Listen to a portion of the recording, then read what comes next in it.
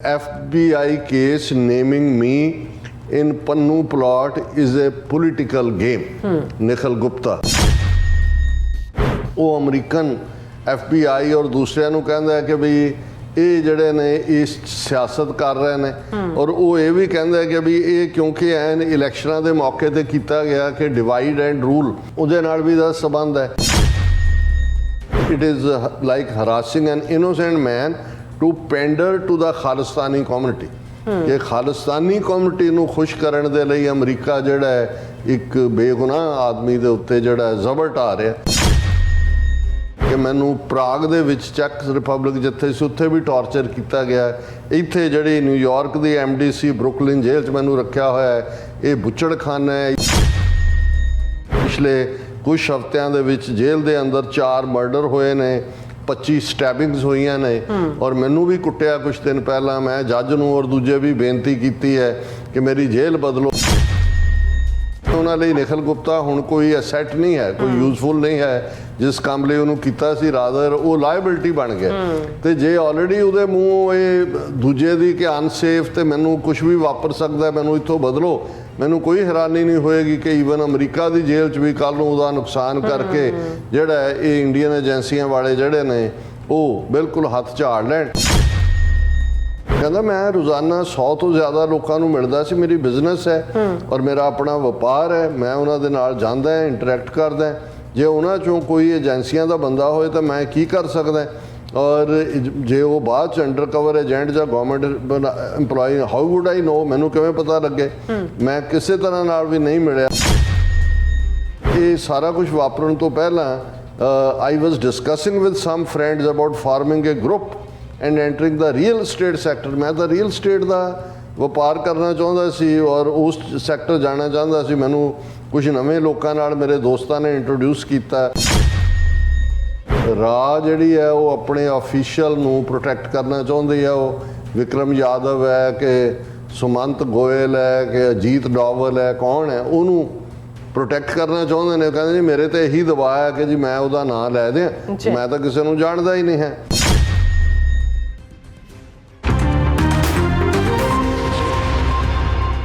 ਵਾਹਿਗੁਰੂ ਜੀ ਕਾ ਖਾਲਸਾ, ਵਾਹਿਗੁਰੂ ਜੀ ਕੀ ਫਤਿਹ। ਅਸਲਾਮ ਵਾਲੇਕਮ, ਆਦਾਬ, ਅਰਜ਼ ਮਹਾਂ। ਤੁਹਾਡੀ ਹੋਸਟ ਨੀਲਮ ਕੌਰ ਤੇ ਮੈਂ TV84 ਦੇ ਸਾਰੇ ਦਰਸ਼ਕਾਂ ਤੇ ਸਰੋਤਿਆਂ ਨੂੰ ਜੀ ਆਇਆਂ ਕਹਿੰਦੀ ਹਾਂ ਪ੍ਰੋਗਰਾਮ ਸੱਚੋ ਸੱਚ ਵਿੱਚ, ਜਿਹੜੇ ਇਸ ਪ੍ਰੋਗਰਾਮ ਨਾਲ ਦੇਸ਼ਾਂ ਵਿਦੇਸ਼ਾਂ ਤੋਂ ਜੁੜ ਚੁੱਕੇ ਨੇ। ਖਾਲਸਾ ਅਫੇਅਰ ਸੈਂਟਰ ਦੇ ਸੰਚਾਲਕ ਡਾਕਟਰ ਅਮਰਜੀਤ ਸਿੰਘ ਜੀ ਰੋਜ਼ਾਨਾ ਹੀ ਤਰ੍ਹਾਂ ਸਟੂਡੀਓ 'ਚ ਮੇਰੇ ਨਾਲ ਸ਼ਾਮਲ ਨੇ। ਉਹਨਾਂ ਨਾਲ ਗੱਲਬਾਤ ਕਰਕੇ ਅੱਜ ਦੇ ਇਸ਼ੂਜ਼ ਪਰ ਉਹਨਾਂ ਤੋਂ ਉਹਨਾਂ ਦਾ ਤਜਜ਼ੀਆ ਜਾਣਦੇ ਹਾਂ। ਜੀ ਡਾਕਟਰ ਸਾਹਿਬ, ਵਾਹਿਗੁਰੂ ਜੀ ਕਾ ਖਾਲਸਾ, ਵਾਹਿਗੁਰੂ ਜੀ ਕੀ ਫਤਿਹ। ਹਾਂਜੀ ਨੀਲਮ ਕੌਰ ਜੀ, ਤੁਹਾਨੂੰ ਵੀ ਤੇ ਦੁਨੀਆ ਭਰ 'ਚ ਬੈਠੇ ਸਾਡੇ ਬਹੁਤ ਹੀ ਪਿਆਰੇ ਸੋਹਣੇ ਸਿਆਣੇ TV84 ਦੇ ਦਰਸ਼ਕਾਂ ਨੂੰ ਵੀ ਵਾਹਿਗੁਰੂ ਜੀ ਕਾ ਖਾਲਸਾ, ਵਾਹਿਗੁਰੂ ਜੀ ਕੀ ਫਤਿਹ। ਸਾਡੇ ਬਹੁਤ ਹੀ ਪਿਆਰੇ ਮੁਸਲਮਾਨ ਭੈਣਾਂ ਭਰਾਵਾਂ ਨੂੰ ਅਸਲਾਮ ਅਲੈਕਮ। ਗੰਗਾ ਜਮਨੀ ਤਹਿਜ਼ੀਬ ਦੇ ਹਿੰਦੂ ਤਵੀਆਂ ਨੂੰ ਨਮੋ ਨਮੇ। ਜੀ ਡਾਕਟਰ ਸਾਹਿਬ, ਜੀ ਆਇਆਂ ਨੂੰ ਪ੍ਰੋਗਰਾਮ ਸੱਚੋ ਸੱਚ ਵਿੱਚ। ਬਹੁਤ ਮਿਹਰਬਾਨੀ ਜੀ ਡਾਕਟਰ ਸਾਹਿਬ। ਅੱਜ 21 ਅਗਸਤ 2024 6 ਭਾਦੋ ਨਾਨਕਸ਼ਾਹੀ ਸੰਮਤ 556 ਦਾ ਦਿਨ ਹੈ ਤੇ ਡਾਕਟਰ ਸਾਹਿਬ ਪ੍ਰੋਗਰਾਮ ਸ਼ੁਰੂ ਕਰਨ ਤੋਂ ਪਹਿਲਾਂ ਅਸੀਂ ਪ੍ਰਦਰਸ਼ਕਾਂ ਤੇ ਸਰੋਤਿਆਂ ਨੂੰ ਹਮੇਸ਼ਾ ਤਰ੍ਹਾਂ ਦੱਸਦੇ ਵਿਊਅਰਸ, ਜੇ ਤੁਸੀਂ ਹੱਕ ਸੱਚ ਇਨਸਾਫ ਤੇ ਪਹਿਰਾ ਦਿੰਦਾ ਇੱਕੋ ਇੱਕ ਚੈਨਲ TV84 ਨੂੰ ਦੇਖਣਾ ਚਾਹੁੰਦੇ ਹੋ ਤਾਂ ਤੁਸੀਂ ਦੇਖ ਸਕਦੇ ਹੋ spectrum cable, RCN cable, welcome Canada, roku, Jadoo box, ਸ਼ਾਵਾ, ਫੇਸਬੁੱਕ, TV84 ਦੇ ਐਪ ਰਾਹੀਂ online streaming and IP box ਤੇ ਤੁਸੀਂ TV84 ਨੂੰ ਦੇਖ ਸਕਦੇ ਹੋ।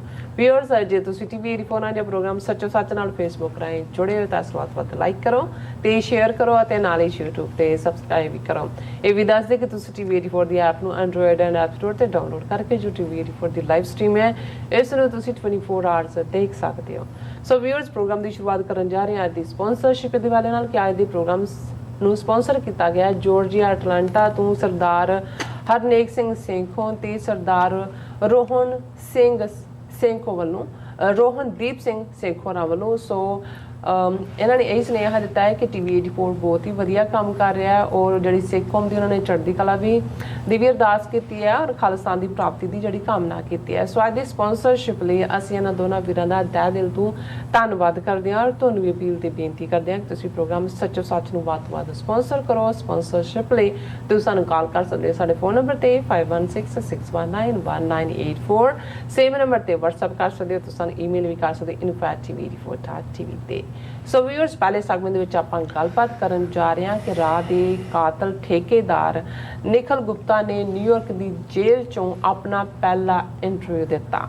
ਸੋ ਉਸਨੇ ਸੰਡੇ ਟੈਲੀਗ੍ਰਾਫ ਨਾਲ 2 ਭਾਸ਼ੇ ਰਾਹੀਂ ਗੱਲਬਾਤ ਕੀਤੀ ਅਤੇ ਸਵਾਲਾਂ ਦੇ ਲਿਖਤੀ ਜਵਾਬ ਦਿੱਤੇ। ਇੰਟਰਵਿਊ ਤੋਂ ਇਉਂ ਜਾਪਦਾ ਹੈ ਕਿ ਉਹ ਛਟਿਆ ਹੋਇਆ ਬਦਮਾਸ਼ ਹੋਣ ਦੇ ਨਾਲ ਹੰਡਿਆ ਹੋਇਆ ਡਿਪਲੋਮੈਟ ਵੀ ਹੈ। ਸੋ ਇਸ ਇੰਟਰਵਿਊ ਬਾਬਤ ਆਪਾਂ ਗੱਲਬਾਤ ਕਰਨ ਜਾ ਰਹੇ ਹਾਂ। ਸੋ ਅਸੀਂ ਚਾਹਾਂਗੇ ਕਿ ਤੁਸੀਂ ਇਸੇ ਤਰ੍ਹਾਂ ਬੜੇ ਰਹਿਣਾ, ਦੇਖਣ, ਸੁਣ ਲਿਆ, ਲਿਖਣ ਲਈ ਤੁਹਾਡਾ ਸਭ ਦਾ ਬਹੁਤ ਬਹੁਤ ਸ਼ੁਕਰੀਆ ਜੀ। ਡਾਕਟਰ ਸਾਹਿਬ, ਕੀ ਕਹਿਣਾ ਚਾਹੋਗੇ? ਸਭ ਤੋਂ ਪਹਿਲਾਂ ਤਾਂ ਅੱਜ ਦੇ ਪ੍ਰੋਗਰਾਮ ਨੂੰ ਸਪਾਂਸਰ ਕਰਨ ਲਈ ਅਸੀਂ ਸਰ ਹਰਨੇਕ ਸਿੰਘ ਸੇਖੋਂ ਤੇ ਉਹਨਾਂ ਦੇ ਸਪੁੱਤਰ ਰੋਹਨਦੀਪ ਸਿੰਘ ਸੇਖੋਂ ਉਹਨਾਂ ਦਾ ਸ਼ੁਕਰੀਆ ਅਦਾ ਕਰਦੇ ਹਾਂ। ਸਰਦਾਰ ਹਰਨੇਕ ਸਿੰਘ ਸੇਖੋਂ ਐਟਲਾਂਟਾ ਦੇ ਮੇਨ ਗੁਰਦੁਆਰਾ ਸਾਹਿਬ ਗੁਰੂ ਗੋਬਿੰਦ ਸਿੰਘ ਸਟੱਡੀ ਸਰਕਲ ਉਸ ਦੇ ਪ੍ਰਧਾਨ ਨੇ ਔਰ ਲੰਬੇ ਵਕਤ ਤੋਂ ਉਹ ਪੰਥਕ ਪਿੜ ਦੇ ਵਿੱਚ ਸੇਵਾ ਕਰਦੇ ਆ ਰਹੇ ਨੇ। ਕੁਛ ਅਰਸਾ ਪਹਿਲਾਂ ਤੱਕ ਆਲਮੋਸਟ 8-9 ਸਾਲ ਉਹ ਹਿਊਸਟਨ 'ਚ ਵੀ ਰਹੇ, ਉੱਥੇ ਵੀ ਸਾਡੇ ਨਾਲ ਉਹਨਾਂ ਦਾ ਇੱਕ ਲਗਾਵ ਸੀ, ਪੰਥਕ ਭਾਵਨਾ ਜੀ। ਔਰ ਹੁਣ ਜਦੋਂ ਅਸੀਂ ਆਪਣੀ ਲਾਸਟ ਫੇਰੀ ਵੇਲੇ ਐਟਲਾਂਟਾ ਜਾਰਜੀਆ ਗਏ, ਸਿੱਖ ਸਟੱਡੀ ਸਰਕਲ ਵਾਂਗ ਉਹਨਾਂ ਦਾ ਜਿਹੜਾ ਇੱਕ ਦਾਇਰਾ ਘਰ, ਕਿਉਂਕਿ ਪੁਰਾਣੇ ਇਸ ਪੀਰੀਅਡ 'ਚ ਜਿੰਨੇ ਵੀ ਬਹੁਤ ਸਾਰੇ ਗੁਰਦੁਆਰਾ ਸਾਹਿਬ ਅਸੀਂ ਦੇਖਦੇ ਹਾਂ, ਉਹ ਜਿਵੇਂ ਰਿਚਮੰਡ ਹਿੱਲ ਕਲਚਰਲ ਸੁਸਾਇਟੀ ਜਾਂ ਸਿੱਖ ਸਟੱਡੀ ਸਰਕਲ ਜਾਂ ਗੁਰੂ ਗੋਬਿੰਦ ਸਿੰਘ ਸਟੱਡੀ ਸਰਕਲ, ਮੈਨੂੰ ਲੱਗਦਾ ਵੀ ਸਿੱਖ ਸਟੱਡੀ ਸਰਕਲ ਹੈ ਗੁਰਦੁਆਰਾ ਸਾਹਿਬ ਦਾ ਨਾਮ, ਔਰ ਹੁਣ ਉਸ ਦੇ ਪ੍ਰੈਜ਼ੀਡੈਂਟ ਨੇ। ਔਰ ਉਹ ਜਿੱਥੇ ਉਹਨਾਂ ਨੇ ਬੜੇ ਫਖਰ ਔਰ ਮਾਣ ਨਾਲ ਕਿਹਾ ਕਿ ਜੀ ਹੁਣ ਅਸੀਂ ਜਦੋਂ ਦਾ ਸੱਚੋ ਸੱਚ ਦੇਖਣਾ ਸ਼ੁਰੂ ਕੀਤਾ ਹੈ, ਸਾਨੂੰ ਕੋਈ ਹੋਰ ਪ੍ਰੋਗਰਾਮ ਚੰਗਾ ਹੀ ਨਹੀਂ ਲੱਗਦਾ, ਅਸੀਂ ਦੇਖਦੇ ਹੀ ਨਹੀਂ ਹੈ, ਕਿਉਂਕਿ 1.5 ਘੰਟੇ ਦੇ ਪੀਰੀਅਡ 'ਚ ਤੁਸੀਂ ਇੱਕ ਪੈਕੇਜ 'ਚ ਸਭ ਕੁਝ ਪਰੋਸ ਕੇ ਸਾਡੇ ਸਾਹਮਣੇ ਰੱਖ ਦਿੰਦੇ ਹੋ। ਔਰ ਉਹਨਾਂ ਨੇ ਅੱਗੇ ਵੱਧ ਕੇ ਜਿਹੜਾ TV 84 ਦੀ ਫਾਈਨੈਂਸ਼ੀਅਲ ਮਦਦ ਦੇ ਲਈ ਵੀ ਜਿਹੜਾ ਉਹ ਯਤਨ ਕੀਤਾ। ਸੋ ਅਸੀਂ ਇਹਨਾਂ ਦਾ, ਉਹਨਾਂ ਦੇ ਬੇਟੇ ਵੀ ਰੋਹਨਦੀਪ ਸਿੰਘ ਸੇਖੋਂ, ਔਰ ਇਹ ਵੀ ਇੱਕ ਜਦੋਂ ਅੰਗਰੇਜ਼ੀ ਦਾ ਇਹ ਅਖਾਣ ਕਿਹਾ ਜਾਂਦਾ ਹੈ ਕਿ ਫਰੂਟ ਡੋਂਟ ਫਾਲਸ ਮਚ ਅਵੇ ਫਰੋਮ ਦਾ ਟਰੀ, ਕਿ ਬਹੁਤ ਵਾਰ ਇਹ ਵੀ ਹੁੰਦੀ ਤਾਂ ਗੁਰੂ ਦੀ ਰਹਿਮਤ ਹੈ ਕਿ ਜਿਸ ਵਿਚਾਰਧਾਰਾ ਤੇ ਮਾਤਾ ਪਿਤਾ ਖਲੋਤੇ ਹੋਣ, ਜੇ ਬੱਚੇ ਬੱਚੀਆਂ ਵੀ ਉਸ ਨੂੰ ਹੀ ਪਰਨਾਏ ਜਾਣ, ਤਾਂ ਸਮਝੋ ਇਹ ਇੱਕ ਗ੍ਰਸਤ ਜੀਵਨ ਦੀ ਸਫਲਤਾ ਦੀ ਨਿਸ਼ਾਨੀ ਹੈ। ਸੋ ਉਹਨਾਂ ਦਾ ਬੇਟਾ ਰੋਹਨਦੀਪ ਸਿੰਘ ਵੀ ਪੂਰਾ ਜਜ਼ਬਾਤੀ ਹੈ, ਖਾਲਿਸਤਾਨੀ ਹੈ, ਔਰ ਪੂਰੀ ਚੜ੍ਹਦੀ ਕਲਾ ਦੇ ਨਾਲ ਵਿਚਰਨ ਵਾਲੇ ਨੇ। ਸਾਰਾ ਸਮੁੱਚਾ ਪਰਿਵਾਰ ਸੇਵਾ ਕਰਦੇ ਨੇ ਔਰ ਪੰਥਕ ਏਜੰਡੇ ਦੇ ਨਾਲ ਜੁੜੇ ਹੋਏ ਨੇ। ਅਸੀਂ ਉਹਨਾਂ ਦਾ ਸ਼ੁਕਰੀਆ ਅਦਾ ਕਰਦੇ ਹਾਂ। ਸਾਡਾ ਕੱਲ੍ਹ ਦਾ ਪ੍ਰੋਗਰਾਮ ਬਹੁਤ ਸਾਰੇ ਵੀਰਾਂ ਭੈਣਾਂ ਵੱਲੋਂ ਪਸੰਦ ਕੀਤਾ ਗਿਆ। ਖਾਸ ਤੌਰ 'ਤੇ ਅਸੀਂ ਜਿਵੇਂ ਸਰ ਕਪੂਰ ਸਿੰਘ, ਉਹਨਾਂ ਦੀ ਜ਼ਿੰਦਗੀ ਦੇ ਉੱਤੇ ਗੱਲ ਕਰਦੇ ਹਾਂ। ਔਰ ਅੱਜ ਹੀ ਆਸਟ੍ਰੇਲੀਆ ਤੋਂ ਵੀ, UK ਤੋਂ ਵੀ ਕੁਛ ਵੀਰਾਂ ਨੇ ਕਿਹਾ ਕਿ ਜੀ ਇਹ ਬੜੇ ਜਿਹੜੇ ਨੇ ਸੁਲਝੇ ਹੋਏ ਨੌਜਵਾਨ ਹੋਣਗੇ ਜਿਨ੍ਹਾਂ ਨੇ ਸਰ ਕਪੂਰ ਸਿੰਘ ਹੋਰਾਂ ਦੇ ਉੱਤੇ ਗੱਲ ਕਰਨ ਬਾਰੇ ਸੋਚਿਆ। ਨਹੀਂ ਤਾਂ ਸਾਡੇ ਇੱਕ ਕੌਮੀ ਸੁਭਾਅ ਬਣ ਗਿਆ ਕਿ ਅਸੀਂ ਆਪਣੇ ਵਿਦਵਾਨਾਂ ਨੂੰ ਜਦੋਂ ਜਿਉਂਦੇ ਹੁੰਦੇ ਨੇ ਉਦੋਂ ਵੀ ਅਣਗੌਲਿਆਂ ਕਰਦੇ ਹਾਂ, ਔਰ ਸਾਰਾ ਸਾਲ ਬੀਤ ਜਾਂਦਾ ਹੈ, ਅਸੀਂ ਬਾਕੀ ਦਿਨ ਮਨਾਉਣ 'ਚ ਸ਼ਹੀਦਾਂ ਦੇ ਦਿਨ ਉਹ ਵੀ ਜਿਹੜੇ ਨੇ ਕਈ ਵਾਰੀ ਮੌਜੂਦਾ ਸ਼ਹੀਦਾਂ ਦੇ ਉੱਤੇ ਹੁਣ ਫੋਕਸ ਹੋਣ ਲੱਗਾ, ਪਰ ਸਕਾਲਰਸ ਦੇ ਉੱਤੇ ਜਾਂ ਵਿਦਵਾਨਾਂ ਦੀ ਗੱਲ ਨਹੀਂ ਹੁੰਦੀ। ਸੋ ਮੈਂ ਉਹਨਾਂ ਸਾਰਿਆਂ ਦੀ ਇਨਪੁਟ ਤੋਂ ਇਹ ਵੀ ਬੇਨਤੀ ਕਰਨਾ ਚਾਹਾਂਗਾ ਕਿ ਸਾਡੇ ਇਤਿਹਾਸ ਦੇ ਜਿਹੜੇ ਵੱਡੇ ਸਕਾਲਰ ਹੋਏ ਨੇ, ਜਿਵੇਂ ਭਾਈ ਗੁਰਦਾਸ ਜੀ ਨੇ, ਭਾਈ ਨੰਦ ਲਾਲ ਜੀ ਨੇ, ਭਾਈ ਰਤਨ ਸਿੰਘ ਭੰਗੂ, ਜਿਨ੍ਹਾਂ ਦਾ ਪ੍ਰਾਚੀਨ ਪੰਥ ਪ੍ਰਕਾਸ਼ ਸਾਰੇ ਮਿਸਲ ਪੀਰੀਅਡ ਜਾਂ ਉਸ ਤੋਂ ਬਾਅਦ ਦਾ ਜਿਸ 'ਤੇ ਬੇਸਡ ਫਿਰ ਜਿਹੜਾ ਹੈ ਉਹ ਤਵਾਰੀਖ ਗੁਰੂ ਖਾਲਸਾ ਗਿਆਨੀ ਗਿਆਨ ਸਿੰਘ ਨੇ ਲਿਖੀ। ਬੇਸਿਕ ਆਧਾਰ ਜਿਹੜਾ ਵੀ ਮਿਸਲ ਪੀਰੀਅਡ ਦੀ ਹਿਸਟਰੀ ਦਾ ਉਹ ਪ੍ਰਾਚੀਨ ਪੰਥ ਪ੍ਰਕਾਸ਼ ਹੈ। ਔਰ ਮੈਂ ਸਮਝਦਾ ਵੀ ਇਹੀ, ਔਰ ਸਰ ਕਪੂਰ ਸਿੰਘ ਮੌਜੂਦਾ ਦੌਰ 'ਚ ਨੇ, ਸੋ ਜਾਂ ਪ੍ਰੋਫੈਸਰ ਪੂਰਨ ਸਿੰਘ। ਸੋ ਸਾਲ ਦੇ ਵਿੱਚ ਘੱਟੋ ਘੱਟ ਜਿਹੜੇ ਗੁਰਦੁਆਰਾ ਕਮੇਟੀਆਂ ਦੇ ਵਿੱਚ ਖਾਸ ਤੌਰ ਤੇ ਯੰਗਸਟਰਸ ਇਨਵੋਲਵ ਨੇ, ਉਹ ਇਸ ਗੱਲ ਨੂੰ ਯਕੀਨੀ ਬਣਾਉਣ ਕਿ ਵੀ ਤੁਸੀਂ ਇੱਕ ਦਿਨ ਮਿਥ ਲਓ, ਕੋਈ ਉਹਦਾ ਜ਼ਰੂਰੀ ਨਹੀਂ ਕਿ ਤੁਸੀਂ ਇਤਿਹਾਸਕ ਉਹਨਾਂ ਦੇ ਬਰਥਡੇ ਲੱਭਣੇ ਨੇ। ਚਲੋ ਇਸ ਮਾਮਲੇ 'ਚ ਤਾਂ ਸੀ ਕਿ 13 ਅਗਸਤ 1986 ਨੂੰ ਸਰ ਕਪੂਰ ਸਿੰਘ ਇਸ ਦੁਨੀਆ ਨੂੰ ਅਲਵਿਦਾ ਕਹਿ ਗਏ ਸੀ। ਸੋ ਉਸੇ ਲਿਹਾਜ਼ ਨਾਲ ਰਿਵਰਸਾਈਡ ਗੁਰਦੁਆਰਾ ਸਾਹਿਬ ਦੇ ਵਿੱਚ ਸਮਾਗਮ ਰੱਖਿਆ ਗਿਆ। ਸੋ ਸਾਲ 'ਚ ਘੱਟੋ ਘੱਟ ਜੇ ਤੁਸੀਂ ਇਹ 5 ਜਿਹੜੇ ਸਕਾਲਰ ਮੈਂ ਗਿਣੇ ਨੇ, ਜਾਂ ਇਸ ਤੋਂ ਇਲਾਵਾ ਵੀ ਜਿਹੜੇ ਹੋਰ ਵੀ ਲੱਗਦਾ ਉਹਨਾਂ ਦੇ ਉੱਤੇ ਚਰਚਾ ਹੋਏ, ਉਹਨਾਂ ਦੀਆਂ ਰਚਨਾਵਾਂ 'ਤੇ ਚਰਚਾ ਹੋਏ, ਤੇ ਘੱਟੋ ਘੱਟ ਇਹ ਜਿਹੜਾ ਸਕਾਲਰਲੀ ਪਾਰਟ ਹੈ ਇਹ ਸਾਡੇ 'ਚ ਇਗਨਾਈਟ ਹੋਏਗਾ। ਇਹ ਅਦਰਵਾਈਜ਼ ਪੜ੍ਹਨ ਲਿਖਣ ਦਾ ਵੈਸੇ ਸ਼ੌਕ ਨਹੀਂ। ਸੋਸ਼ਲ ਮੀਡੀਆ ਨੇ ਬਿਲਕੁਲ ਹੀ ਮਿਸਇਨਫੋਰਮੇਸ਼ਨ ਵਾਲਾ ਇੱਕ ਦੌਰ ਵੀ ਸ਼ੁਰੂ ਕਰ ਦਿੱਤਾ ਹੈ, ਅਟੈਂਸ਼ਨ ਸਪੈਨ ਵੀ ਖਤਮ ਕਰ ਦਿੱਤਾ ਹੈ। ਔਰ ਸਾਡੀ ਜਿਹੜੀ ਪ੍ਰੈਜੈਂਟੇਸ਼ਨ ਸਰ ਕਪੂਰ ਸਿੰਘ ਹੋਰਾਂ ਦੀ ਜ਼ਿੰਦਗੀ ਤੇ ਲਗਭਗ ਪੌਣੇ 2 ਘੰਟੇ ਦੀ ਸੀ। ਅੱਜ ਹੀ ਚੰਡੀਗੜ੍ਹ ਤੋਂ ਵੀ ਇੱਕ ਵੀਰ ਦੀ ਕਾਲ ਆਈ, ਉਹਨਾਂ ਨੇ ਕਿਹਾ ਜੀ ਤੁਸੀਂ ਸਾਰੀ ਹਿਸਟਰੀ 100 ਸਾਲ ਦੀ ਜਿਹੜੀ ਹੈ ਉਹ ਇੱਕ ਥਾਂ ਦੇ ਉੱਤੇ ਬੰਨ੍ਹ ਦਿੱਤੀ ਹੈ। ਔਰ ਇਹ ਜਿਹੜੇ ਵੀ ਨਵੇਂ ਜਿਹੜੇ ਖਾਸ ਤੌਰ ਤੇ ਖੋਜੀ ਨੇ ਜਾਂ ਜਿਨ੍ਹਾਂ ਨੇ ਕੋਈ ਆਪਣੇ ਖੋਜ ਪੱਤਰ ਲਿਖਣੇ ਨੇ, ਉਹਨਾਂ ਦੇ ਲਈ ਇਹ ਇੱਕ ਲਾਹੇਵੰਦਾ ਜਿਹੜਾ ਪਾਰਟ ਹੋਏਗਾ। ਸੋ ਮੈਂ ਸਮਝਦਾ ਵੀ ਇਹ ਕੋਈ ਆਸਾਨ ਨਹੀਂ ਹੈ, ਜਿਨ੍ਹਾਂ ਦੇ ਦੀ ਕੰਟਰੀਬਿਊਸ਼ਨ ਦੀ ਬਦੌਲਤ ਅਸੀਂ ਅੱਜ ਵੀ ਜਦੋਂ ਅੱਜ ਮੈਂ ਟੋਰਾਂਟੋ ਵੀ ਗੱਲ ਕਰ ਰਿਹਾ ਸੀ ਆਪਣੇ ਵੀਰ ਨਾਲ, ਤਾਂ ਮੈਂ ਕਿਹਾ ਕਿ ਵੀ ਇੱਕ ਜ਼ਮਾਨਾ ਸੀ ਜਦੋਂ ਕਿ ਕਮਿਊਨਿਸਟ ਜਿਹੜੇ ਨੇ ਮਾਰਕਸਿਸਟ ਕਾਰਲ ਮਾਰਕਸ ਦੀਆਂ ਸੇਇੰਗਸ ਦੀ ਕਿਤਾਬ ਨੂੰ ਰੈੱਡ ਬੁੱਕ ਕਹਿੰਦੇ ਸੀ, ਲਾਲ ਕਿਤਾਬ, ਲਾਲ ਰੈਵੋਲੂਸ਼ਨ ਨਾਲ ਜੁੜਿਆ ਹੋਇਆ, ਤੇ ਉਸ ਨੂੰ ਉਹ ਬਾਈਬਲ ਆਫ ਦਾ ਕਮਿਊਨਿਸਟ ਕਹਿੰਦੇ ਸੀ ਜੀ। ਕਹਿੰਦੇ ਸੀ ਅਸੀਂ ਕਿਸੇ ਰੱਬ ਨੂੰ ਨਹੀਂ ਮੰਨਦੇ, ਪਰ ਇਹ ਸਾਡੀ ਬਾਈਬਲ ਹੈ। ਸੋ ਮੈਂ ਕਿਹਾ ਜੀ ਸਾਡੇ ਲਈ ਤਾਂ ਗੁਰੂ ਗ੍ਰੰਥ ਸਾਹਿਬ ਇਟਰਨਲ ਗੁਰੂ ਨੇ, ਅਸੀਂ ਉਸ ਜਿਹੜਾ ਮੈਟਾਫਰ ਜਾਂ ਉਸ ਜਿਹੜੀ ਹੈ ਸ਼ਬਦਾਵਲੀ ਨੂੰ ਤਾਂ ਨਹੀਂ ਇਸਤੇਮਾਲ ਕਰ ਸਕਦੇ, ਪਰ ਮੈਂ ਇਹ ਸਮਝਦਾ ਕਿ ਵੀ ਜਿਨ੍ਹਾਂ ਨੇ ਇਹ ਸਮਝਣਾ ਹੈ ਕਿ ਸਾਡੀ ਖਾਲਿਸਤਾਨ ਦੀ ਸਟਰਗਲ ਕੀ ਹੈ, ਫਰੰਗੀ ਦੀ ਗੁਲਾਮੀ ਤੋਂ ਹਿੰਦੂਆਂ ਦੀ ਗੁਲਾਮੀ ਤੱਕ ਦਾ ਸਫ਼ਰ ਕੀ ਹੈ, ਸਟੋਰੀ ਆਫ ਬਿਟਰੇਲ ਕੀ ਹੈ, ਔਰ ਇਹਨਾਂ ਪਿਛਲੇ ਸਾਰੇ ਦਹਾਕਿਆਂ ਦੇ ਵਿੱਚ ਭਾਰਤ ਦੇ ਵਿੱਚ ਸਾਡੀ ਦਸ਼ਾ ਕਿੱਥੋਂ ਕਿਵੇਂ ਹੋਈ, ਤੇ ਸਾਡੇ ਲਈ ਇਹ ਸਾਡੀ ਸਮਾਲ ਖਾਲਿਸਤਾਨ ਦੀ ਬਾਈਬਲ ਵਾਂਗ ਹੀ ਹੋਏਗੀ, ਤਾਂ ਕਿ ਅਸੀਂ ਇਹ ਸਮਝ ਸਕੀਏ ਖਾਸ ਤੌਰ ਤੇ ਯੰਗਰ ਜਨਰੇਸ਼ਨ ਕਿ ਇਹ ਸਟਰਗਲ ਕੀ ਹੈ। ਔਰ ਇਸ ਦਾ ਅੰਗਰੇਜ਼ੀ ਉਲੱਥਾ ਵੀ ਅਵੇਲੇਬਲ ਹੈ। ਮੈਂ ਆਸਟ੍ਰੇਲੀਆ ਇਹ ਸਾਡੇ ਵੀਰ ਦੱਸ ਰਹੇ ਸੀ, ਮੈਨੂੰ ਯਾਦ ਸੀ ਕਿ 10-15 ਸਾਲ ਪਹਿਲਾਂ ਮੈਂ ਅੰਗਰੇਜ਼ੀ ਵਰਜ਼ਨ ਦੇਖੀ, ਔਰ ਉਹਨਾਂ ਨੇ ਕਿਹਾ ਵੀ ਈਵਨ ਸਿੰਘ ਬ੍ਰਦਰਸ ਜਿਹੜੇ ਬਹੁਤ ਸਾਰੀਆਂ ਪੰਥਕ ਮੁੱਦਿਆਂ ਦੇ ਉੱਤੇ ਛਪੀਆਂ ਕਿਤਾਬਾਂ ਛਾਪਦੇ ਨੇ, ਉਹਨਾਂ ਨੇ ਉਹ ਅੰਗਰੇਜ਼ੀ ਟਰਾਂਸਲੇਸ਼ਨ ਵੀ ਛਾਪੀ ਹੋਈ ਹੈ। ਸੋ ਜਿਹੜੇ ਕੰਫਰਟੇਬਲ ਨਹੀਂ ਨੇ, ਜਿਨ੍ਹਾਂ ਨੂੰ ਅੰਗਰੇਜ਼ੀ ਪੜ੍ਹ ਕੇ ਫਿਰ ਕਈਆਂ ਨੂੰ ਪੰਜਾਬੀ ਸਮਝ ਆਏਗੀ। ਸੋ ਅਸੀਂ ਸਮਝਦੇ ਹਾਂ ਕਿ ਵੀ ਮੈਂ ਇੱਕ ਵਾਰ ਫਿਰ LA ਦੇ ਨੌਜਵਾਨਾਂ ਦਾ ਔਰ ਗੁਰਦੁਆਰਾ ਕਮੇਟੀ ਦਾ ਸ਼ੁਕਰੀਆ ਅਦਾ ਕਰਦਾ ਕਿ ਉਹਨਾਂ ਨੇ ਇਹ ਸਰ ਕਪੂਰ ਸਿੰਘ ਹੋਰਾਂ ਦੇ ਉੱਤੇ ਐਕਸਕਲੂਸਿਵ ਡੇ ਰੱਖ ਕੇ ਬਾਕੀਆਂ ਨੂੰ ਵੀ ਐਨਕਰੇਜ ਕੀਤਾ, ਔਰ ਇਸ ਦੇ ਉੱਤੇ ਸਾਨੂੰ ਬਹੁਤ ਪੋਜ਼ਿਟਿਵ ਇਨਪੁਟ ਸਾਰੇ ਪਾਸਿਓਂ ਮਿਲੀ ਹੈ।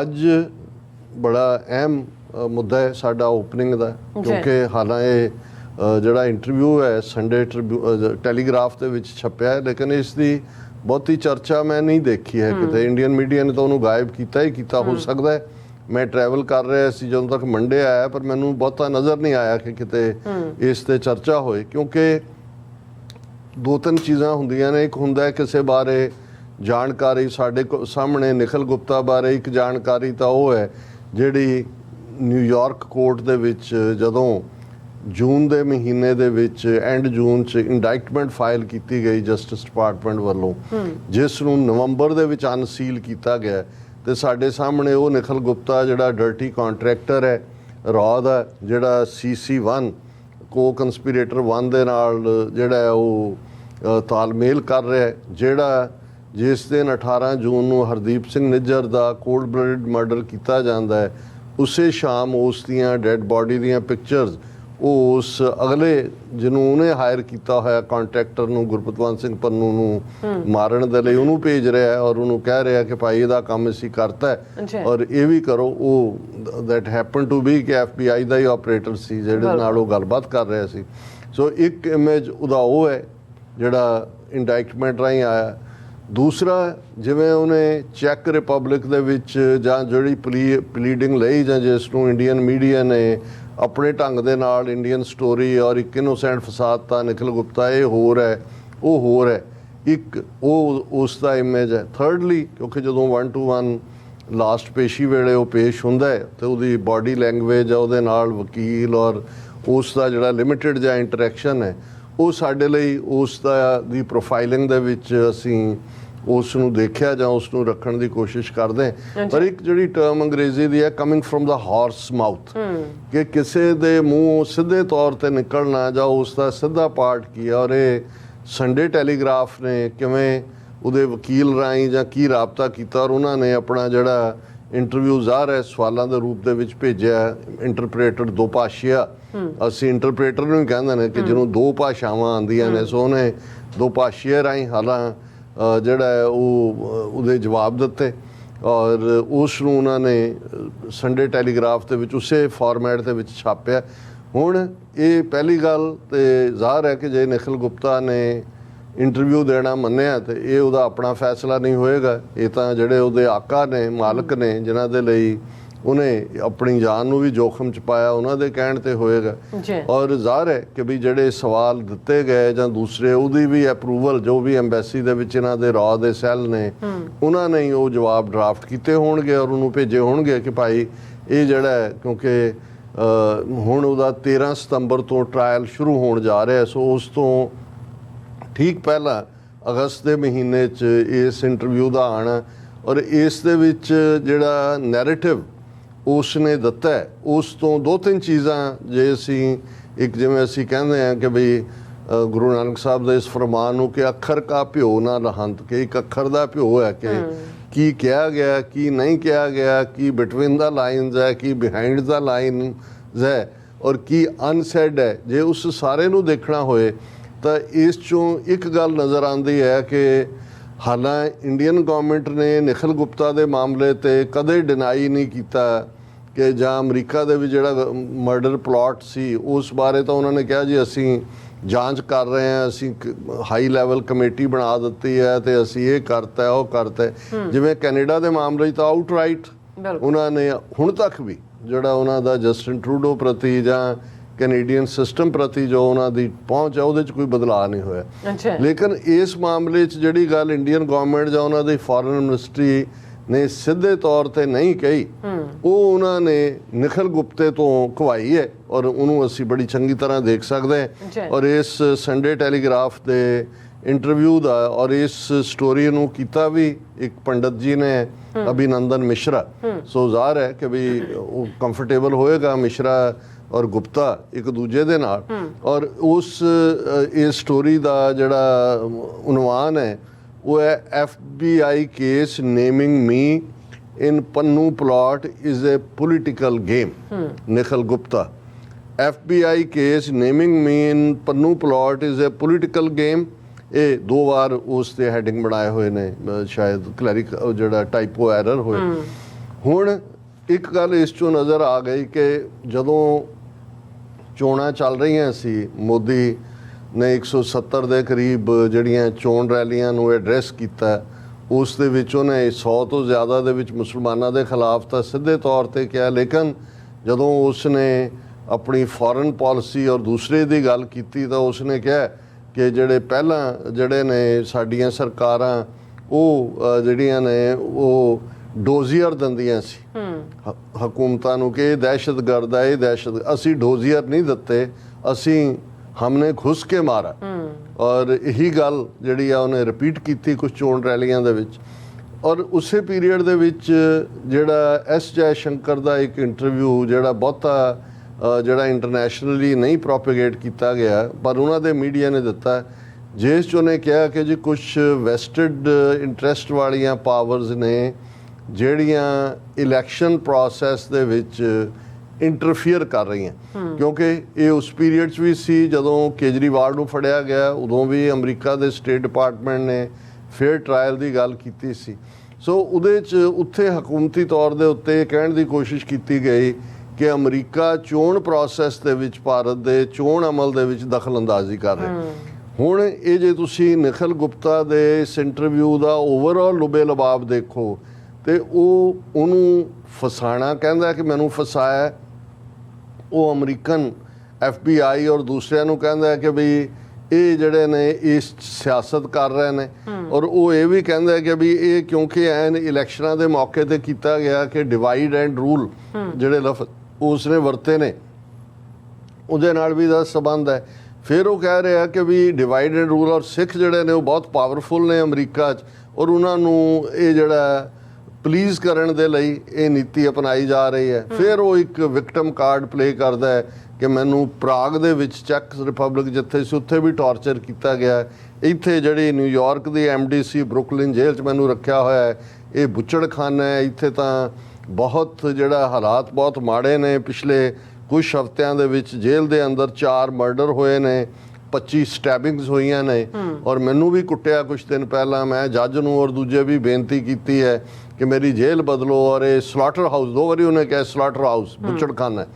ਸੋ ਇਹਦੇ ਤੋਂ ਮੈਨੂੰ ਇਹ ਲੱਗਦਾ ਹੈ ਕਿ ਵੀ ਮੈਨੂੰ ਕੋਈ ਹੈਰਾਨੀ ਨਹੀਂ ਹੋਏਗੀ ਕਿ ਵੀ ਅਜੇ ਤੱਕ ਤਾਂ ਉਹਨੂੰ ਜੋ ਵੀ ਉਸ ਦੇ ਆਕਾ ਨੇ ਉਹਨਾਂ ਨੇ ਐਸ਼ੋਰ ਕੀਤਾ ਹੋਏਗਾ ਵੀ ਤੇਰਾ ਅਸੀਂ ਵਾਲ ਨਹੀਂ ਵਿੰਗਾ ਹੋਣ ਦਿੰਦੇ, ਤੈਨੂੰ ਕੱਢ ਕੇ ਲੈ ਜਾਾਂਗੇ। ਤੇ ਸਟੇਟਮੈਂਟ ਉਹਨੇ ਉਹੀ ਦਿੱਤੀ ਜਿਹੜੀ ਹੈ ਇਸ ਦੀ। ਪਰ ਜਿਹੜੇ ਹੁਣ ਰਾਹ ਦੇ ਬੈਠੇ ਨੇ ਉਹਨਾਂ ਲਈ ਨਿਖਿਲ ਗੁਪਤਾ ਹੁਣ ਕੋਈ ਐਸੈਟ ਨਹੀਂ ਹੈ, ਕੋਈ ਯੂਜ਼ਫੁਲ ਨਹੀਂ ਹੈ।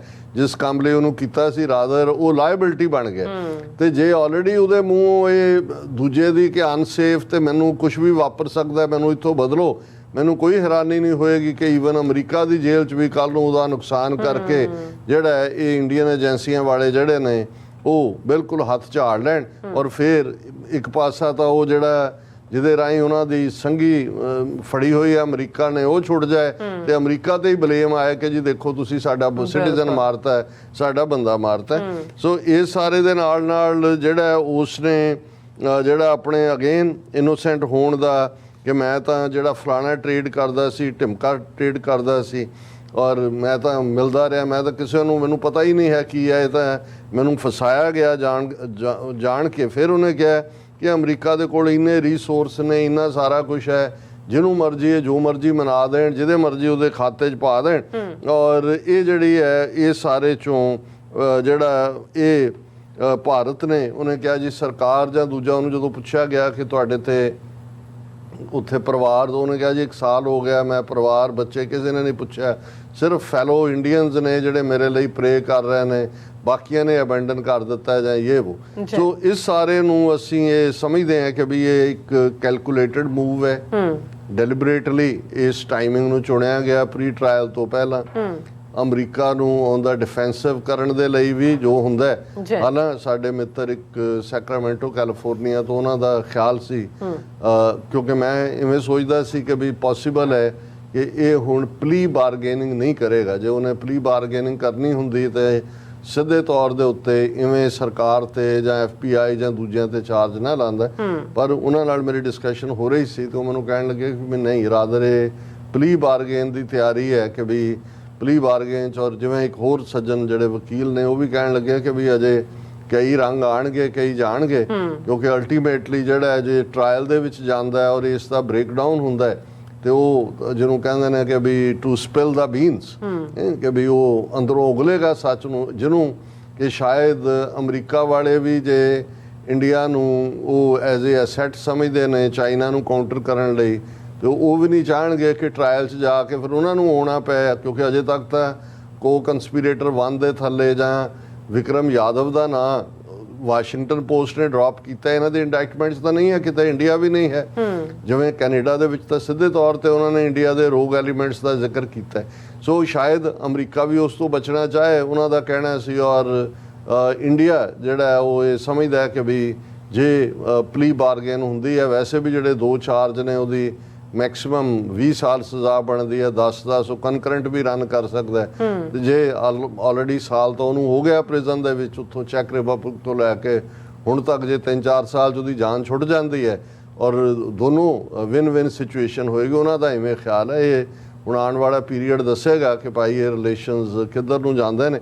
ਔਰ ਉਸ ਦੇ ਵਿੱਚ ਜਿਹੜੇ ਉਹਦਾ ਮੇਨ ਫਾਰਮੈਟ ਤਾਂ ਜਿੰਨਾ ਉਸ ਦੇ ਇੰਟਰਵਿਊ ਦਾ ਹਿੱਸਾ ਹੈਗਾ ਉਹ ਮੈਂ ਡਿਸਕਸ ਕੀਤਾ ਹੀ ਹੈ। ਪਰ ਉਹਨੇ ਕਿਹਾ ਕਿ ਵੀ I am an innocent man who has been framed, ਕਿ ਮੈਂ ਇੱਕ ਬਿਲਕੁਲ ਮਾਸੂਮ ਬੇਗੁਨਾਹ ਬੜਾ ਪਾਕ ਇਨਸਾਨ ਹੈ ਔਰ ਮੈਨੂੰ ਜਿਹੜਾ ਉਹ ਫਸਾਇਆ ਗਿਆ।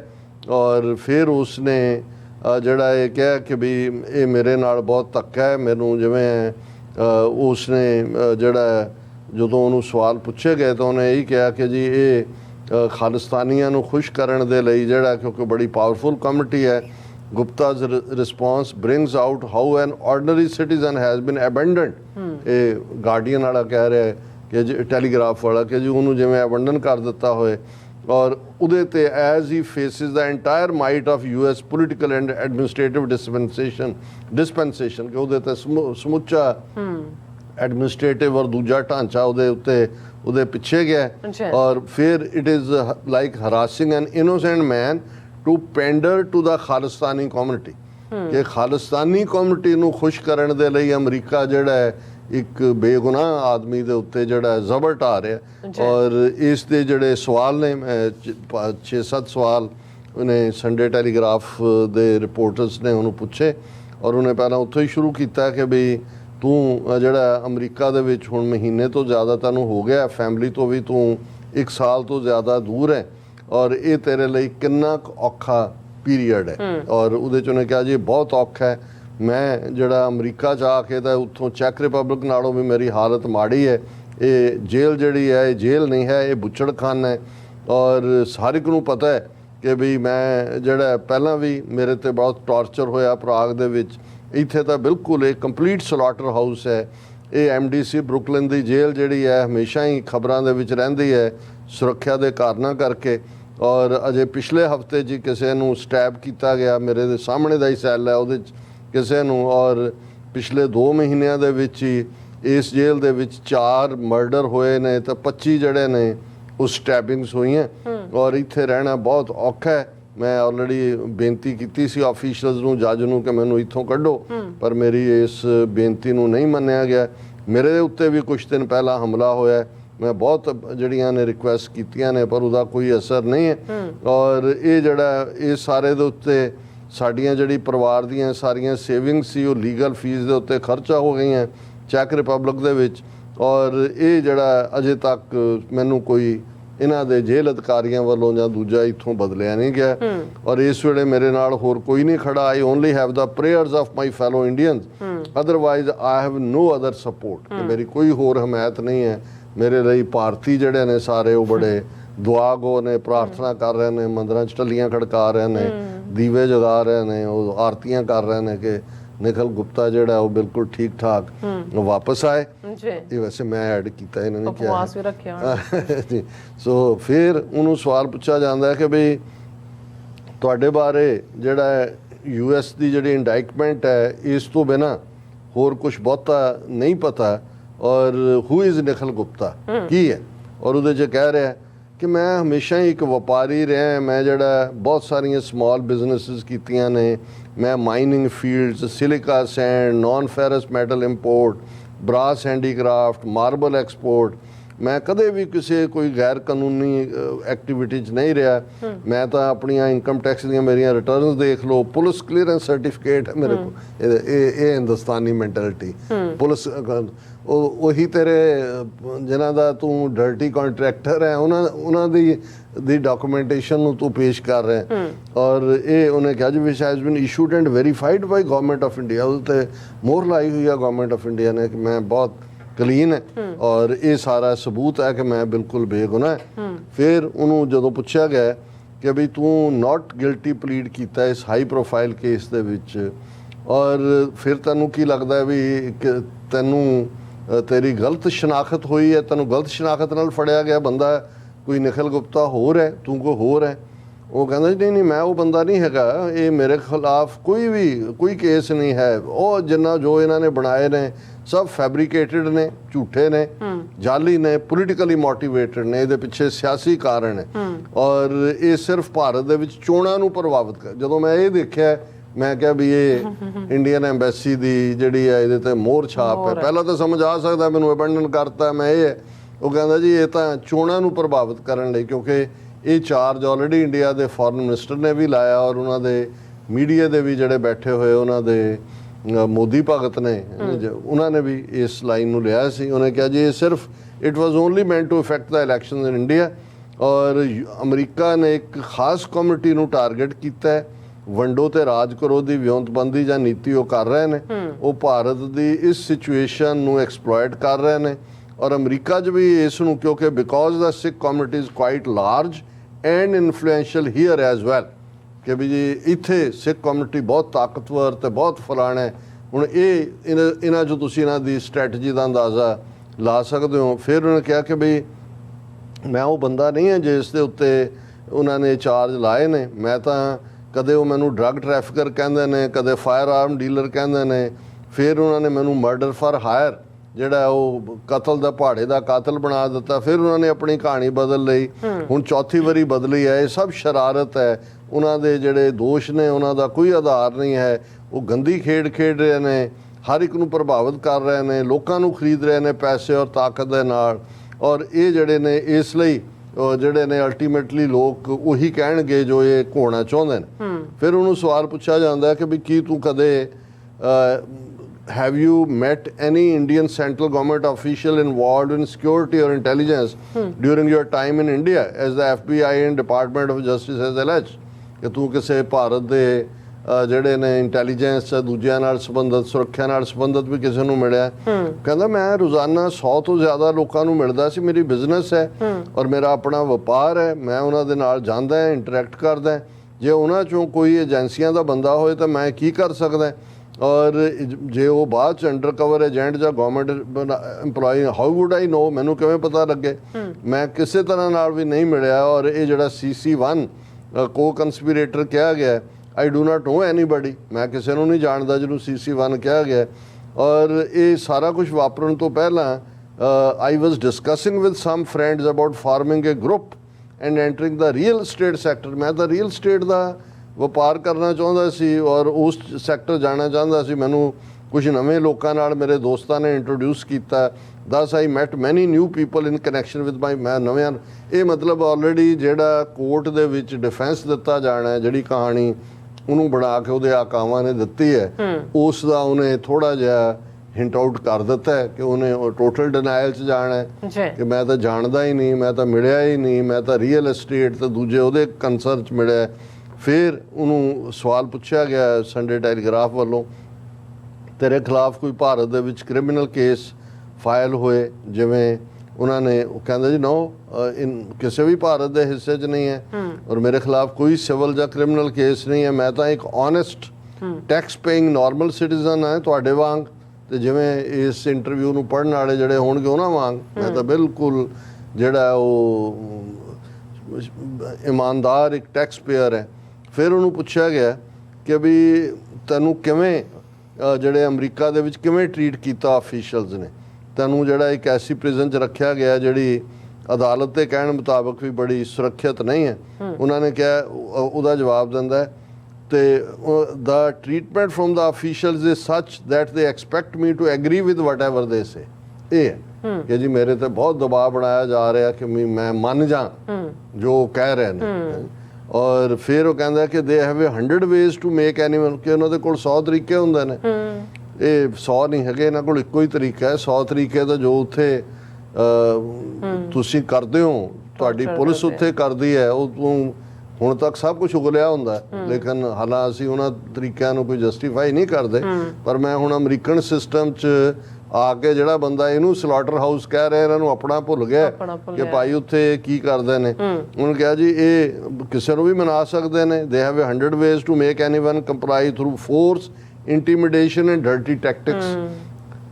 ਇਸ ਕਰਕੇ ਉਹ ਕਹਿੰਦਾ ਕਿ ਬਈ ਇਹ ਜਿਹੜਾ ਮੈਨੂੰ ਇਸ ਲਈ ਇੱਥੇ ਰੱਖਿਆ ਹੋਇਆ, ਉਹ ਮੇਰੇ ਤੋਂ ਚਾਹੁੰਦੇ ਨੇ, they want me to admit that there is some CC1, they want me to accept the name that they are giving me and to make statements as they want me for their story। ਇਹ ਹੈ ਹੁਣ ਰਾਜ ਜਿਹੜੀ ਹੈ ਉਹ ਆਪਣੇ official ਨੂੰ protect ਕਰਨਾ ਚਾਹੁੰਦੀ ਹੈ। ਉਹ ਵਿਕਰਮ ਯਾਦਵ ਹੈ ਕਿ ਸੁਮੰਤ ਗੋਇਲ ਹੈ ਕਿ ਅਜੀਤ ਡੋਵਲ ਹੈ, ਕੌਣ ਹੈ, ਉਹਨੂੰ ਪ੍ਰੋਟੈਕਟ ਕਰਨਾ ਚਾਹੁੰਦੇ ਨੇ। ਕਹਿੰਦੇ ਜੀ ਮੇਰੇ ਤੇ ਇਹੀ ਦਬਾਅ ਹੈ ਕਿ ਜੀ ਮੈਂ ਉਹਦਾ ਨਾਂ ਲੈ ਦਿਆਂ, ਮੈਂ ਤਾਂ ਕਿਸੇ ਨੂੰ ਜਾਣਦਾ ਹੀ ਨਹੀਂ ਹੈ। ਇਹ ਬੜੀ ਗੰਦੀ ਗੇਮ ਹੈ ਇਹਨਾਂ ਦੀ ਜਿਹੜੀ ਹੈ। Since I don't know anyone, how can I provide any information or accept what they are asking me to? So ਇਹੀ ਵਰਜਨ ਇਹਦੀ ਟ੍ਰਾਇਲ ਦੇ ਵੇਲੇ ਵੀ ਹੋਏਗੀ। ਫਿਰ ਉਹਨੂੰ ਪੁੱਛਿਆ ਕਿ ਵੀ ਤੁਹਾਨੂੰ ਕੋਈ ਲੀਗਲ ਰੈਮੀਡੀਜ਼ ਜਿਹੜੀਆਂ ਨੇ ਉਹ ਮਿਲ ਰਹੀਆਂ ਨੇ? ਕਹਿੰਦਾ ਨਾ, ਮੈਨੂੰ ਕੋਈ ਲੀਗਲ ਸਪੋਰਟ ਨਹੀਂ ਹੈ, ਨਾਟ ਮੋਰਲ ਸਪੋਰਟ ਵੀ ਨਹੀਂ ਹੈ। ਮੀਡੀਆ ਰਿਪੋਰਟ ਜਿਹੜੀਆਂ ਆ ਰਹੀਆਂ ਨੇ ਉਹ ਅੱਡ-ਅੱਡ ਕਹਾਣੀਆਂ, ਕਹਿੰਦੇ ਕੋਈ ਸਪੋਰਟ ਨਹੀਂ ਹੈ। ਸਿਰਫ only the prayers of my fellow Indians have kept me alive in this condition. ਮੈਂ ਤਾਂ ਜੇ ਜਿਉਂਦਾ ਤੇ ਉਹ ਪ੍ਰੇਅਰਸ ਜਿਹੜੀਆਂ ਸਵੇਰੇ ਸ਼ਾਮ ਮੇਰੇ ਨਾਂ ਦੀ ਆਰਤੀ ਕਰਦੇ ਨੇ ਭਾਰਤੀ, ਓਮ ਜੈ ਜਗਦੀਸ਼ ਹਰੇ, ਤੇ ਉਹਦੇ ਕਰਕੇ ਮੈਂ ਜਿਉਂਦਾ, ਨਹੀਂ ਤਾਂ ਹੁਣ ਤੱਕ ਤਾਂ ਮੈਂ ਜਿਹੜਾ ਹੈ ਉਹ ਮੇਰਾ ਘੋਗਾ ਚਿੱਤ ਹੋ ਜਾਣਾ ਸੀ। ਔਰ ਹੁਣ ਮੈਂ ਆਪਣੀ ਪਰਿਵਾਰ ਤੋਂ, ਦੋਸਤਾਂ ਤੋਂ ਬੜੇ ਦੁਸ਼ਮਣੀ ਵਾਲੇ ਮਾਹੌਲ ਦੇ ਵਿੱਚ ਜੀ ਰਿਹਾ। ਮੈਂ ਹੋਪ ਕਰਦਾ ਕਿ ਇਹ ਜਿਹੜੀ ਇੰਡੀਅਨ ਬਿਊਰੋਕਰੇਸੀ ਤੇ ਗਵਰਨਮੈਂਟ ਕੁਛ ਕਰੇਗੀ ਮੇਰੀ ਮਦਦ ਕਰਨ ਦੇ ਲਈ। ਇਹ ਹੈ ਜਿਹੜਾ ਅਸਲ ਜਦੋਂ ਪਹਿਲੇ ਤੁਸੀਂ ਉਹਦੇ ਜਿਹੜੇ ਰਿਸਪੌਂਸ ਨੇ ਉਹ ਛਟੇ ਹੋਏ ਬਦਮਾਸ਼ ਦੇ ਨੇ, ਇਹ ਹੁਣ ਹੰਡੇ ਹੋਏ ਡਿਪਲੋਮੈਟ ਦੇ ਰਿਸਪੌਂਸ ਨੇ। ਫਿਰ ਅਖੀਰਲੇ ਸਵਾਲਾਂ ਤੇ ਜਿਹੜੀ ਸੰਡੇ ਟੈਲੀਗ੍ਰਾਫ ਪਹੁੰਚਦੀ ਹੈ ਔਰ ਇਹ ਉਹਨੂੰ ਕਿਹਾ ਕਿ ਵੀ ਭਾਰਤ ਦੇ ਵਿੱਚ ਬਹੁਤ ਸਾਰੇ ਲੋਕ ਇਹ ਸਮਝਦੇ ਨੇ ਕਿ ਤੈਨੂੰ ਜਿਹੜਾ ਵੈਸਟਡ ਇੰਟਰਸਟ ਕਰਕੇ ਆਊਟਸਾਈਡ ਇੰਡੀਆ ਕਿਸੇ ਵੱਡੀ ਗਲੋਬਲ ਖੇਡ ਦੇ ਵਿੱਚ ਜਿਹੜਾ ਉਹ ਤੈਨੂੰ ਵਰਤਿਆ ਜਾ ਰਿਹਾ, ਤੂੰ ਇਹਦੇ ਨਾਲ ਸਹਿਮਤ ਹੈ? ਉਹ ਕਹਿੰਦਾ ਆਈ ਕੰਪਲੀਟਲੀ ਐਗਰੀ। ਹਾਂਜੀ, ਇਹ this is also my opinion. ਮੈਂ ਪਹਿਲਾਂ ਜਿਹੜੀ ਮੈਂ ਸਬਮਿਸ਼ਨ ਪ੍ਰਾਗ ਕੋਰਟ ਦੇ ਵਿੱਚ ਦਿੱਤੀ ਸੀ ਉਹਦੇ 'ਚ ਵੀ ਮੈਂ ਇਹ ਕਿਹਾ ਸੀ, ਪਰ ਉਹਨਾਂ ਨੇ ਕਿਹਾ ਜੀ ਇੱਥੇ ਸਿਆਸੀ ਬਿਆਨਬਾਜ਼ੀ ਨਹੀਂ ਕੀਤੀ ਜਾ ਸਕਦੀ, ਔਨ ਰੈਕਰਡ ਹੈ। ਉਹ ਕਹਿੰਦਾ ਤੁਸੀਂ ਚੈੱਕ ਕਰ ਲਓ। ਹਾਲਾਂਕਿ ਕਹਿੰਦਾ ਮੈਂ ਜਦੋਂ ਹਿੰਦੀ ਦੇ ਵਿੱਚ ਕਹਿ ਰਿਹਾ ਸੀ, ਜਿਹੜਾ ਜੱਜ ਹੈ ਅੱਗੋਂ ਚੈੱਕ ਜ਼ੁਬਾਨ ਦੇ ਵਿੱਚ ਰਿਸਪੌਂਡ ਕਰ ਰਿਹਾ ਸੀ। ਔਰ ਫਿਰ ਉਹ ਕਹਿੰਦਾ I am being used as a global tool for a larger agenda, ਕਿ ਮੈਨੂੰ ਤਾਂ ਇੱਕ ਹਥਿਆਰ ਦੇ ਤੌਰ ਦੇ ਉੱਤੇ ਇਸਤੇਮਾਲ ਕੀਤਾ ਜਾ ਰਿਹਾ, ਇੱਕ ਇਨਸਟਰੂਮੈਂਟ ਵਾਂਗ ਵੱਡਾ ਏਜੰਡਾ ਵਿਚ ਇਜ਼ ਟੂ ਡੀਫੇਮ ਇੰਡੀਆ। ਇਹ ਹੈ ਜਿਹੜੀ ਹੁਣ ਸਾਰੀ ਕਹਾਣੀ ਜਿਹੜੀ ਇਹਨਾਂ ਨੇ ਕੋਰਟ ਦੇ ਵਿੱਚ ਇਸ ਦੇ ਉੱਤੇ ਇਹਨਾਂ ਦਾ ਆਰਗੂਮੈਂਟ ਬੇਸ ਹੋਣਾ ਕਿ ਜੀ ਬਿਲਕੁਲ ਇਹ ਭਾਰਤ ਨੂੰ ਬਦਨਾਮ ਕਰਨ ਲਈ ਇਹ ਖਾਲਿਸਤਾਨੀ ਕਮਿਊਨਿਟੀ ਹੈ ਉਹਨੂੰ ਪੈਂਡਰ ਕਰ ਰਹੇ ਨੇ, ਇੰਡੀਆ ਦੀਆਂ elections interfere, divide and rule, ਔਰ ਉਹ ਸਾਰੇ ਦੇ ਵਿੱਚ ਬਦਨਾਮ ਕਰਨ ਦੇ ਲਈ ਕੀਤਾ। ਔਰ ਇਹ ਜਿਹੜਾ my family and I have become entangled in this big game, I am being used as a pawn, ਕਿ ਅਸੀਂ ਫਸ ਗਏ। ਔਰ ਬਾਅਦ ਦੇ ਵਿੱਚ ਉਹਨੇ ਲਾਸਟ ਸਵਾਲ ਪੁੱਛਿਆ ਕਿ ਵੀ do you have anything to say to the government of India, ਕਿ ਤੂੰ ਭਾਰਤ ਸਰਕਾਰ ਨੂੰ ਕੁਝ ਕਹਿਣਾ ਚਾਹੁੰਦਾ ਹੈ? ਕਹਿੰਦਾ ਜੀ ਦੇਖੋ ਸਾਲ ਹੋ ਗਿਆ ਮੈਂ ਆਪਣੀ ਪਰਿਵਾਰ ਤੋਂ ਦੂਰ ਹਾਂ, ਮੈਂ ਜਦੋਂ ਕੋਈ ਫੋਨ ਕਨਵਰਸੇਸ਼ਨ ਵੀ ਕਰਦਾ ਹਾਂ ਤਾਂ ਇੱਕਦਮ ਉਹ ਐਬਰਪਟਲੀ ਜਿਹੜੀ ਹੈ ਡਿਸਕਨੈਕਟ ਹੋ ਜਾਂਦੇ। ਉਹ ਤੇਰੇ ਆਕਾ ਡਿਸਕਨੈਕਟ ਕਰਦੇ ਨੇ ਕਿ ਭਾਈ ਕੋਈ ਅਸਲੀਅਤ ਬਾਹਰ ਨਾ ਚਲੀ ਜਾਏ, ਉਹ ਤੇਰੇ ਤੇ ਮੈਨੂੰ ਬਿਲਕੁਲ ਇੱਥੇ ਉਹਨਾਂ ਨੇ ਇਕਾਂਤ ਦੇ ਵਿੱਚ ਰੱਖਿਆ ਹੋਇਆ, ਮੈਨੂੰ ਇੱਕ ਆਈ am being treated like an animal. ਔਰ ਮੈਂ ਬਹੁਤ ਆਪਣੇ ਪਰਿਵਾਰ ਬਾਰੇ ਫਿਕਰਮੰਦ ਹੈ, ਮੈਨੂੰ ਨਹੀਂ ਪਤਾ ਉਹ ਕਿ ਉਹਨਾਂ ਦਾ ਕਿਵੇਂ ਗੁਜ਼ਾਰਾ ਹੋ ਰਿਹਾ। ਕਦੇ ਹਿੰਦੀ ਫਿਲਮਾਂ ਦੇਖਦੇ ਹੁੰਦੇ ਸੀ ਤੇ ਉਹਦੇ 'ਚ ਹੁੰਦਾ ਸੀ ਕਿ ਜਿਹੜਾ ਤੁਹਾਡਾ ਸਭ ਤੋਂ ਨੇੜੇ ਬੰਦਾ ਹੈ, ਜਦੋਂ ਮੁਸੀਬਤ ਆਉਂਦੀ ਆ ਤਾਂ ਸਭ ਤੋਂ ਪਹਿਲਾਂ ਦੌੜ ਜਾਂਦਾ ਹੈ। ਮੈਂ ਹੁਣ ਇਸ ਤਜਰਬੇ ਨੂੰ ਹੰਢਾ ਰਿਹਾ ਔਰ ਇਹ ਜਿਹੜੀਆਂ ਨੇ ਮੈਂ ਤੇ ਮੇਰਾ ਟੱਬਰ, ਸਾਨੂੰ ਇਕੱਲੇ ਨੂੰ ਛੱਡ ਦਿੱਤਾ ਗਿਆ, ਕਿਸੇ ਕੋਈ ਮੇਰੇ ਪਰਿਵਾਰ ਨੂੰ ਕਿਸੇ ਨੇ ਵਿਜ਼ਿਟ ਨਹੀਂ ਕੀਤਾ।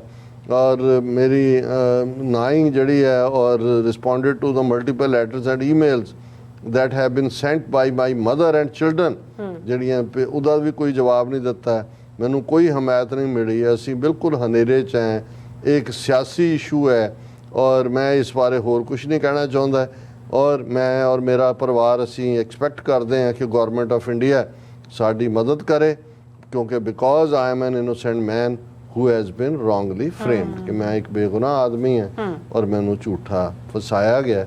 ਹੁਣ ਸਤਿਅਮੇਵ ਜਯਤੇ, ਇਹ ਵੀ ਕਹਿੰਦਾ ਹੋਣਾ ਜੀ ਸੱਚ ਦੀ ਹਮੇਸ਼ਾ ਜਿੱਤ ਹੁੰਦੀ ਹੈ ਔਰ ਅਲਟੀਮੇਟਲੀ ਸਾਡਾ ਸੱਚ ਵੀ ਜਿੱਤੇਗਾ। ਸਵਾਹਾ। ਜੀ ਡਾਕਟਰ ਸਾਹਿਬ ਤੁਹਾਡਾ ਬਹੁਤ ਬਹੁਤ ਸ਼ੁਕਰੀਆ। ਸੋ ਥਲੇ ਨੇ ਬ੍ਰੇਕ ਫਿਓਰਸ ਤੁਸੀਂ ਤਾਂ ਨਹੀਂ ਸਿੱਤਨੇ ਬੜੇ ਰਹਿਣ ਮਿਲਦੇ ਆ ਛੋਟੇ ਬ੍ਰੇਕ ਤੋਂ ਬਾਅਦ।